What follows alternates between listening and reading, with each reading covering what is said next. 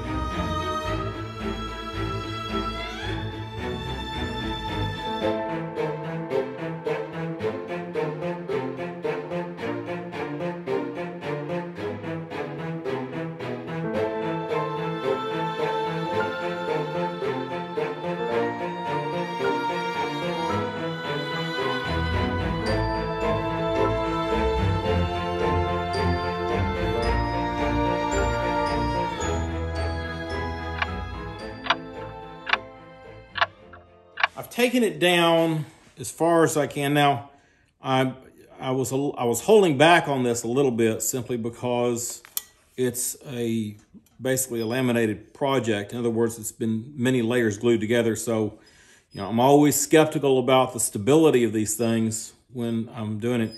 I started off by having his head down here, and that was a mistake. I wasn't paying attention to where this last mortise was, which was going to be his eyeball, and I ended up, now what I'll do here is I don't want to take this down anymore. This is a flat surface, and I really don't want a flat surface, but if I take it down any further to make it round, his head's going to be too tiny. I think his head is the right proportion right now. I've got this little oval thing going on right here with the face. I got the Cyclops eyeball in the middle. These will be cut down and smoothed out and sanded. I am a little bit disappointed because this is the flattest part. I'd like for that to be back here, but you can't always predict how these things are going to come out based on how you've got it pinned in between the head and the tail. And so what I'll end up doing is take the Dremel and round this all out and take the ends of these dowels out. And this turned out to be just fine. And I don't want this footing here, or where I guess this would be his ankle. I don't want it to be too narrow because I don't want to cause any kind of instability. So I think this is good to go. We're going to go ahead and I'm going to use the Dremel on it, get these buttons off of here, and start sanding him down.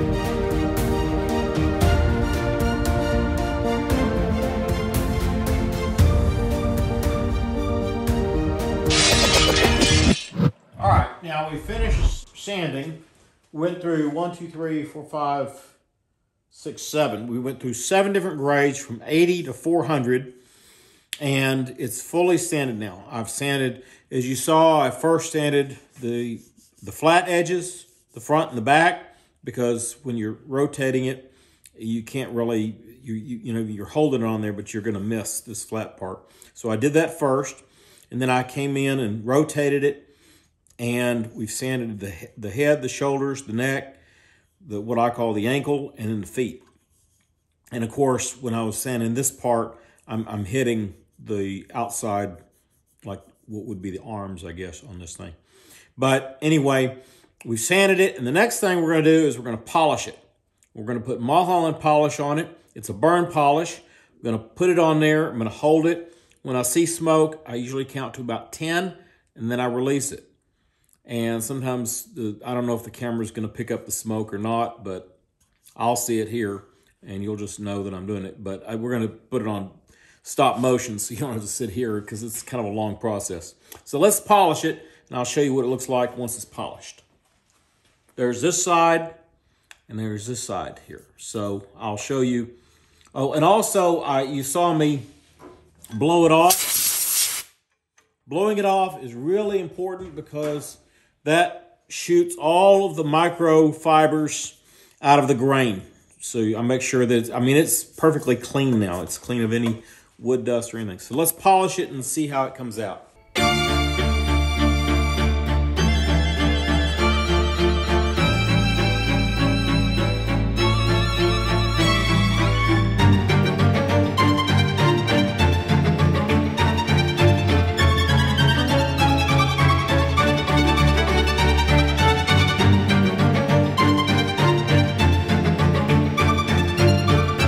Took a lot longer. I just watched that, and it lasted not very long for y'all watching on the stream, but it actually took a while. Now, I'm probably going to put another coat on this here pretty soon. I'm probably not going to record it because there's no point, because it'll be exactly what I just did a minute ago. Just I get a second coat on it. I'd like for it to be just a little bit more. Now, what I'll do after I take it off of here, well, let me tell you the next steps. The next steps is I'm going to take a tool and I'm going to go right in here and I'm going to cut this down a little bit more. And there's a little more head work to be done on this, because once I take it out of the lathe, then what I'll do is I'll put some polish here and on the other side right here, and on these flat parts where when it's turning and you see it buffering, and you know, I can't really, I'm hitting this and this, but I'm not hitting this very well. You're only going to hit the round parts when it's turning, obviously. So these flat parts here and here, I'm going to put polish there, and then I'm going to put that on the high-speed buffer, and it will turn faster than this thing turns, faster than I could even imagine trying to push it on myself. And this will get really buffed up right there. And then I'll sand this down on the belt sander, and then this part will be done, except for the engraving. And I don't do the engraving, sadly to say.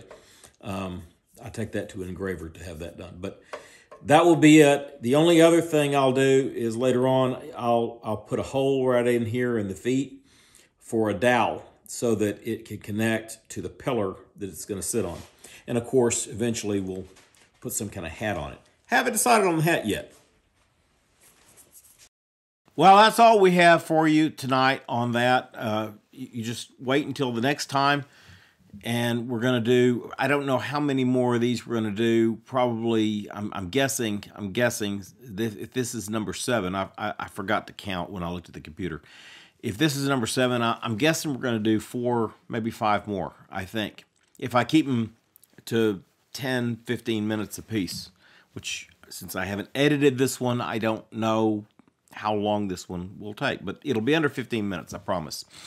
Anyway, we'll see you next time on Barbed Wire Strategy. My name is Colonel Jim Love, and we're doing woodshop videos right now. Not always, not forever, just for right now. This is a project, and I do want to finish it. So I guess if you're watching this like a year from now or something, you can just go bang, bang, bang, bang, bang, bang, watch all the videos. But if you're watching these as they come out, yeah, it's like watching molasses come out of a bottle. I get it. So we'll see you next time on Barbed Wire Strategy. Bye-bye.